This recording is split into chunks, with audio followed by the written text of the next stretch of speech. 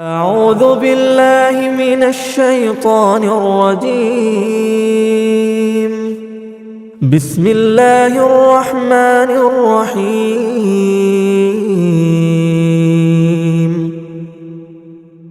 الحمد لله الذي أنزل على عبده الكتاب ولم يجعل له عوجا قيما لينذر بأسا شديدا من لدنه ويبشر المؤمنين الذين يعملون الصالحات أن لهم أجرا حسنا ماكثين فيه أبدا وينذر الذين قالوا اتخذ الله ولدا ما لهم به من علم ولا لآبائهم كبرت كلمة تخرج من أفواههم إن يقولون إلا كذبا فلعلك باخع نفسك على آثارهم إن لم يؤمنوا بهذا الحديث أسفا إنا جعلنا ما على الأرض زينة لها لنبلوهم أيهم أحسن عملا وإنا لجاعلون ما عليها صعيدا جرزا أم حسبت أن أصحاب الكهف والرقيم كانوا من آياتنا عجبا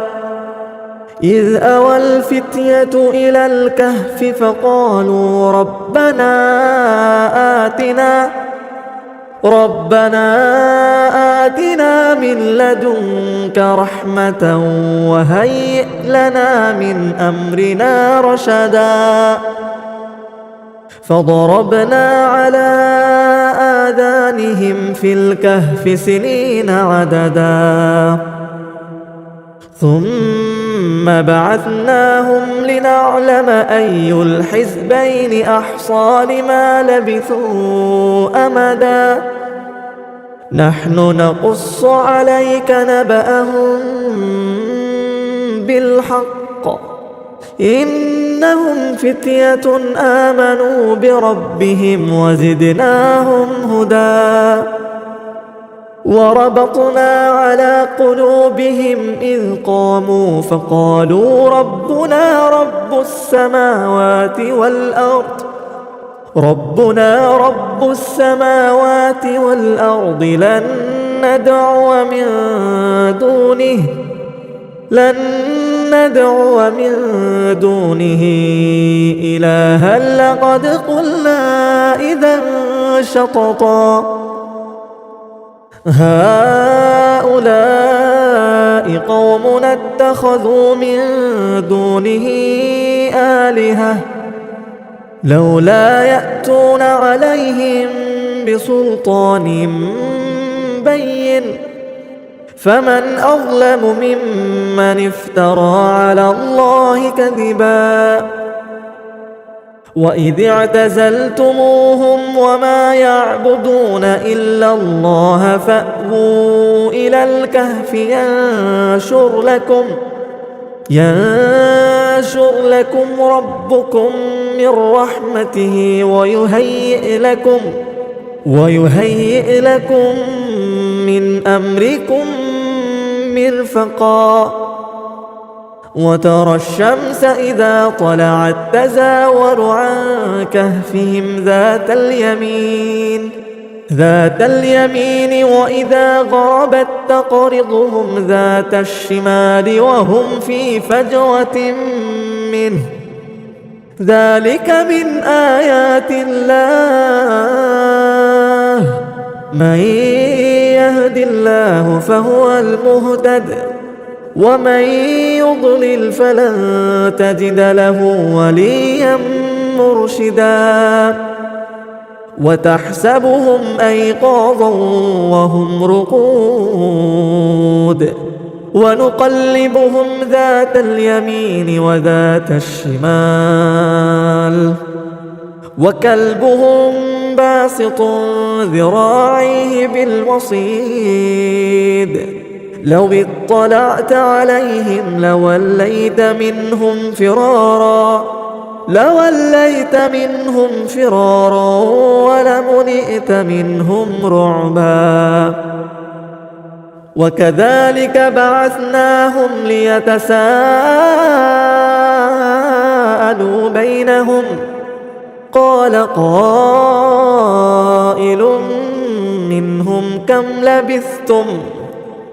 قالوا لبثنا يوما أو بعض يوم قالوا ربكم أعلم بما لبثتم فابعثوا أحدكم بورقكم هذه إلى المدينة فلينظر أيها أزكى طعاما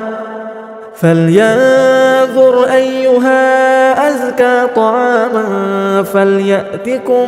برزق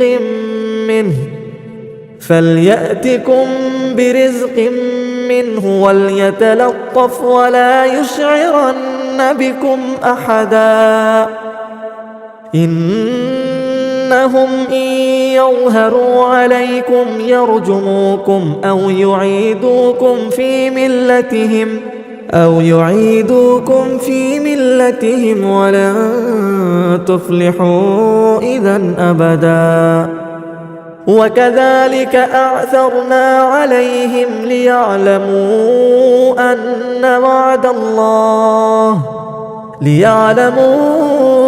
أن وعد الله حق وأن الساعة لا ريب فيها إذ يتنازعون بينهم أمرهم فقالوا ابنوا عليهم بنيانا ربهم أعلم بهم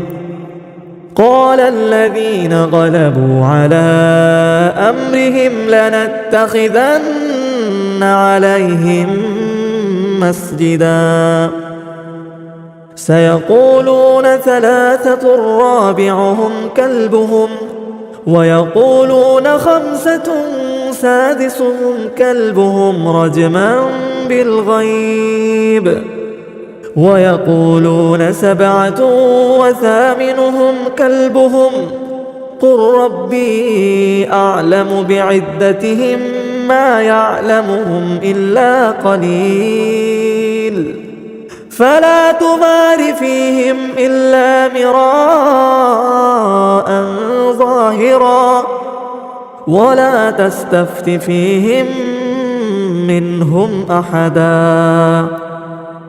ولا تقولن لشيء إني فاعل ذلك غدا إلا أن يشاء الله واذكر ربك إذا نسيت وقل عسى أن يهديني ربي لأقرب من هذا رشدا ولبثوا في كهفهم 300 سنين وازدادوا 9 قل الله أعلم بما لبثوا له غيب السماوات والأرض أبصر به وأسمع ما لهم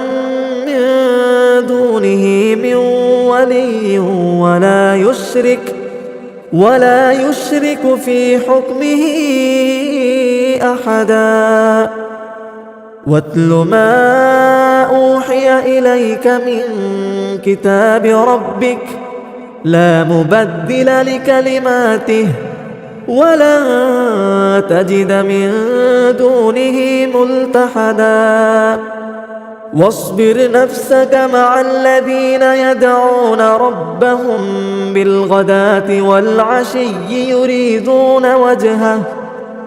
يريدون وجهه ولا تعد عيناك عنهم تريد زينة الحياة الدنيا ولا تطع من أغفلنا قلبه عن ذكرنا واتبع هواه وكان أمره فرطا وقل الحق من ربكم فمن شاء فليؤمن ومن شاء فليكفر إنا أعتدنا للظالمين نارا أحاط بهم سرادقها وإن يستغيثوا يغاثوا بماء كالمهل يشوي الوجوه بئس الشراب وساءت مرتفقا إن الذين آمنوا وعملوا الصالحات إنا لا نضيع أجر من أحسن عملا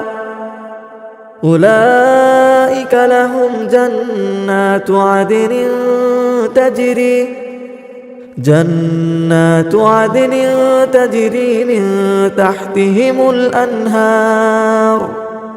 تجري من تحتهم الأنهار يحلون فيها من أساور من ذهب ويلبسون ثيابا خضرا من سندس أولئك لهم جنات عدن تجري من تحتها الأنهار أولئك لهم جنات عدن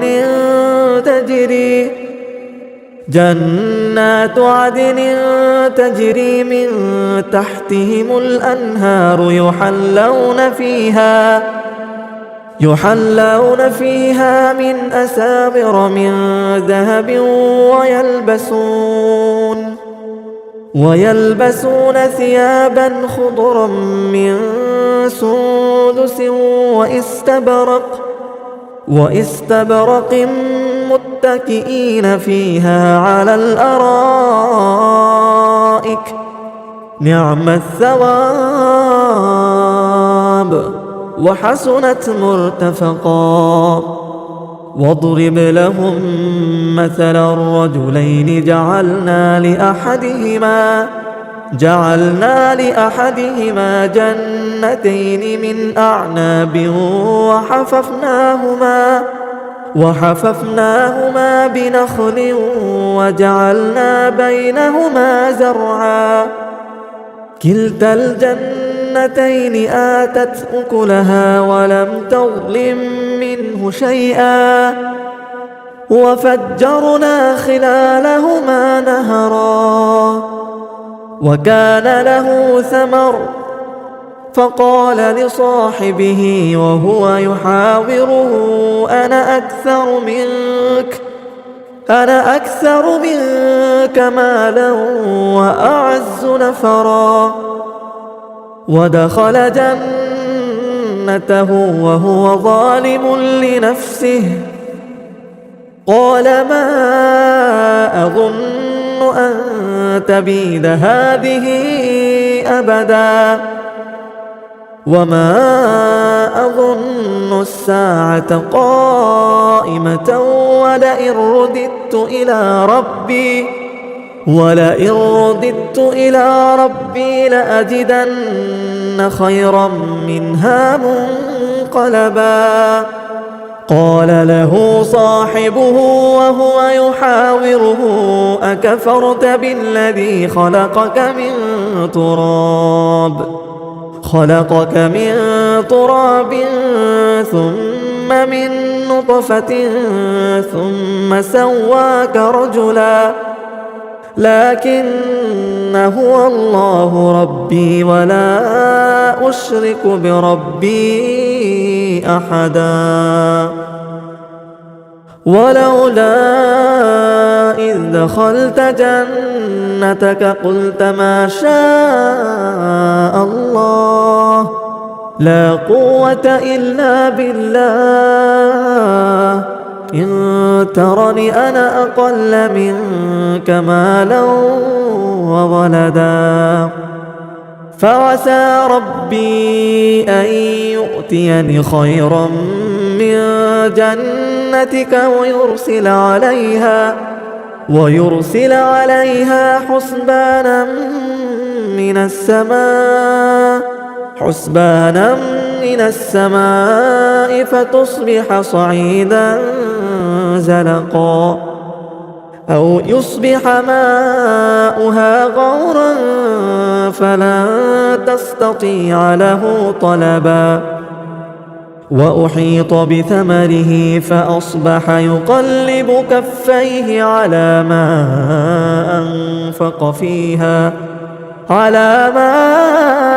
أنفق فيها وهي خاوية على عروشها ويقول يا ليتني لم أشرك بربي أحدا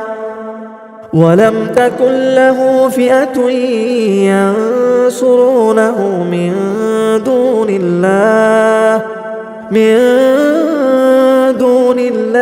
وما كان منتصرا هنالك الولاية لله الحق هو خير ثوابا وخير عقبا واضرب لهم مثل الحياة الدنيا كماء أنزلناه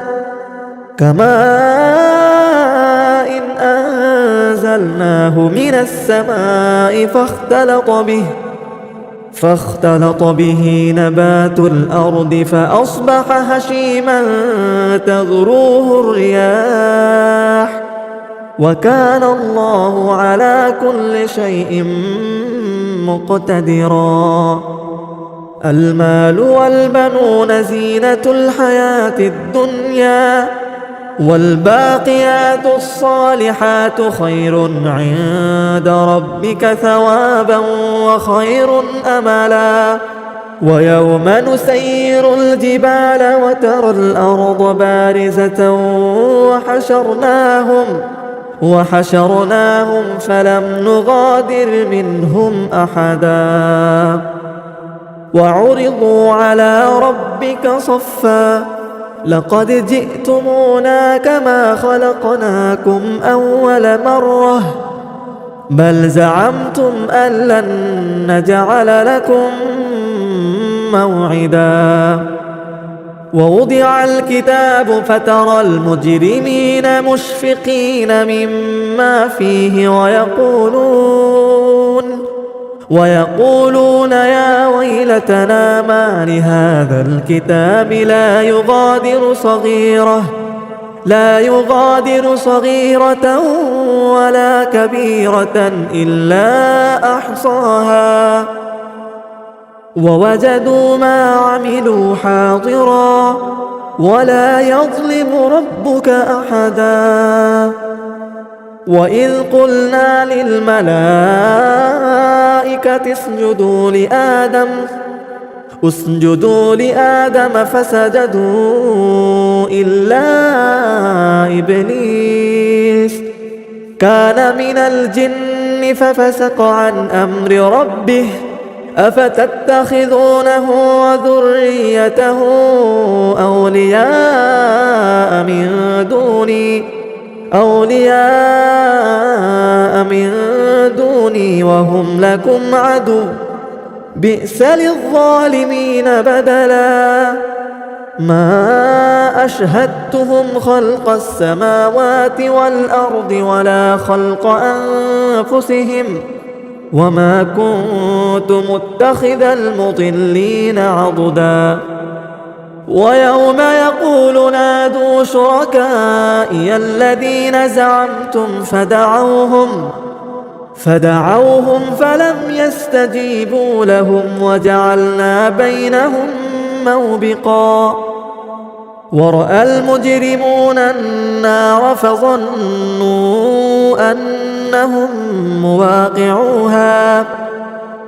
أنهم مواقعوها ولم يجدوا عنها مصرفا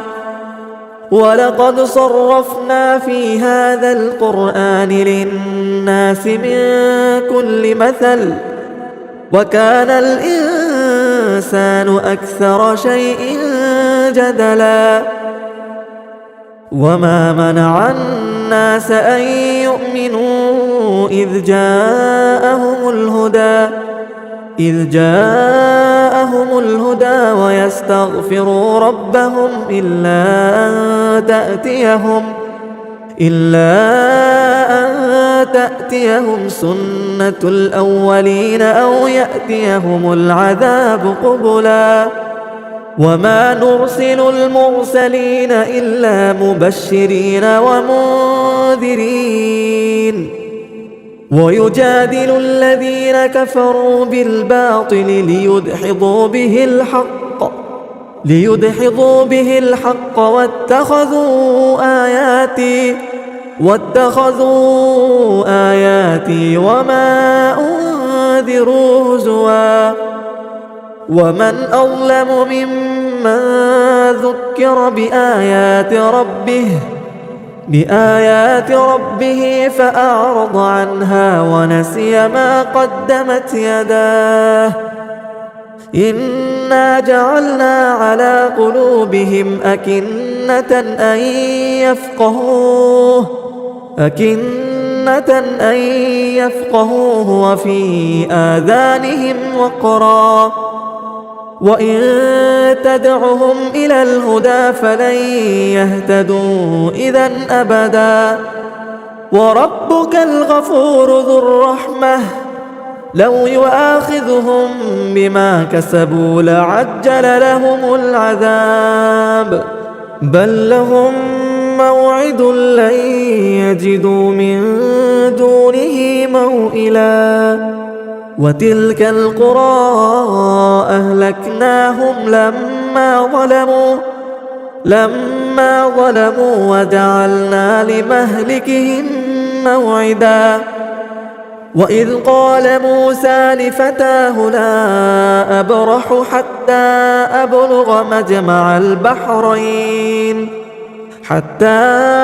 أبلغ مجمع البحرين أو أمضي حقبا فلما بلغا مجمع بينهما نسيا حوتهما فاتخذ سبيله في البحر سربا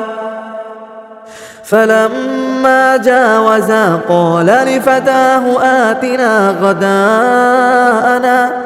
لقد لقينا من سفرنا هذا نصبا قال أرأيت إذ أوينا إلى الصخرة فإني نسيت الحوت وما أنسانيه إلا الشيطان أن أذكره واتخذ سبيله في البحر عجبا قال ذلك ما كنا نبغ فارتدا على آثارهما قصصا فوجدا عبدا من عبادنا آتيناه رحمة من عندنا وعلمناه من لدنا علما قال له موسى هل أتبعك على أن تعلمني مما علمت رشدا قال إنك لن تستطيع معي صبرا وكيف تصبر على ما لم تحط به خبرا قال ستجدني إن شاء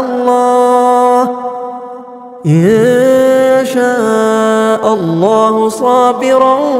ولا أعصي لك أمرا قال فإن اتبعتني فلا تسألني عن شيء حتى أحدث لك منه ذكرا فانطلقا حتى إذا ركبا في السفينة خرقها قال أخرقتها لتغرق أهلها لقد جئت شيئا إمرا قال ألم أقل إنك لن تستطيع معي صبرا قال لا تؤاخذني بما نسيت ولا ترهقني من أمري عسرا فانطلقا حتى إذا لقيا غلاما فقتله قال أقتلت نفسا زكية بغير نفس لقد جئت شيئا نكرا قال ألم أقل لك إنك لن تستطيع معي صبرا قال إن سألتك عن شيء بعدها فلا تصاحبني قد بلغت من لدني عذرا فانطلقا حتى إذا أتيا أهل قرية استطعما أهلها فأبوا أن يضيفوهما فوجدا فيها جدارا يريد أن ينقض فأقامه قال لو شئت لاتخذت عليه أجرا قال هذا فراق بيني وبينك سأنبئك بتأويل ما لم تستطع عليه صبرا أما السفينة فكانت لمساكين يعملون في البحر فأردت أن أعيبها وكان وراءهم ملك يأخذ كل سفينة غصبا وأما الغلام فكان أبواه مؤمنين فخشينا أن يرهقهما طغيانا وكفرا فأردنا أن يبدلهما ربهما خيرا منه زكاة وأقرب رحما وأما الجدار فكان لغلامين يتيمين في المدينة وكان تحته كنز لهما وكان أبوهما صالحا فأراد ربك أن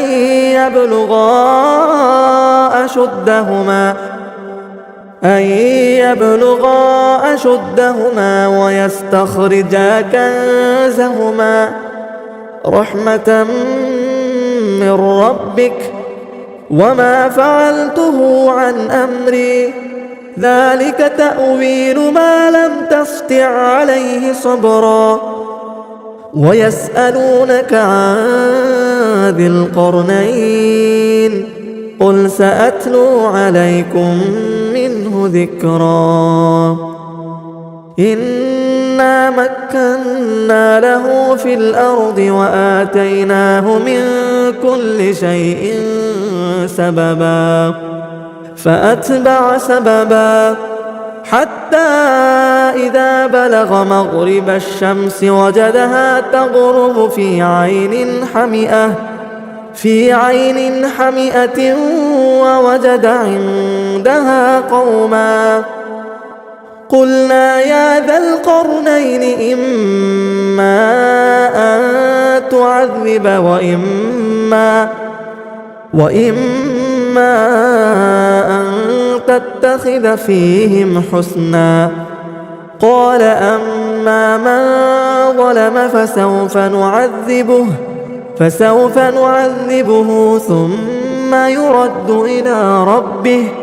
ثم يرد إلى ربه فيعذبه عذابا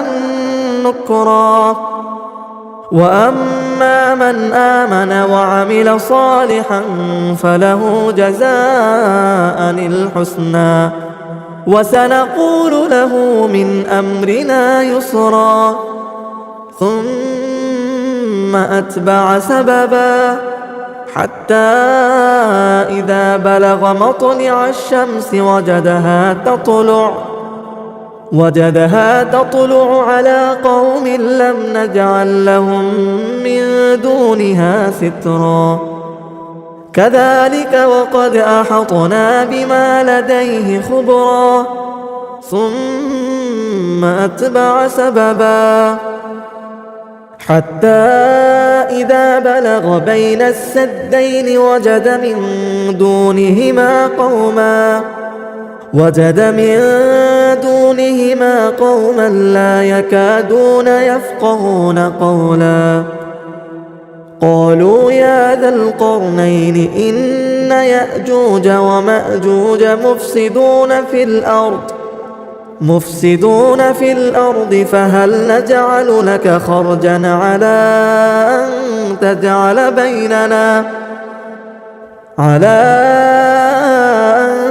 تجعل بيننا وبينهم سدا قال ما مكني فيه ربي خير فأعينوني بقوة أجعل بينكم وبينهم ردما آتوني زبر الحديد حتى إذا ساوى بين الصدفين قال انفخوا حتى إذا جعله نارا قال آتوني